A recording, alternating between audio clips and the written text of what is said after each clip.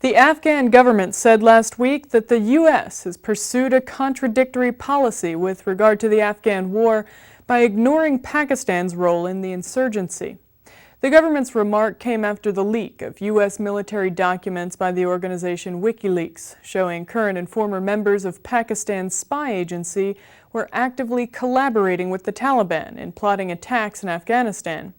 National Security Advisor Dadfar Rangin Spantacarzai, during a news conference in Kabul, warned that the war will not succeed unless there's a review of Afghan policy by Washington that focuses on Taliban sanctuaries and bases outside Afghanistan and their supporters. He says that those supporting militants should be punished rather than be treated as allies.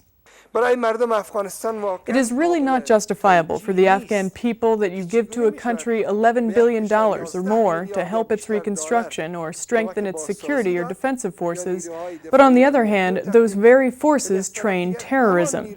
If the world wants to gain and hold the support of Afghans in the fight against terrorism and defeating al-Qaeda and other terrorist activity, the only way is to deal with those who support terrorism as a supporter of the terrorist and not as an ally. Otherwise, this is the right of any nation to find another way.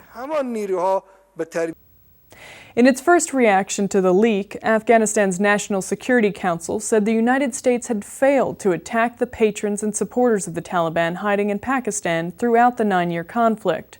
Afghanistan has long blamed Pakistan for meddling in its affairs, accusing its neighbor of plotting attacks to destabilize it.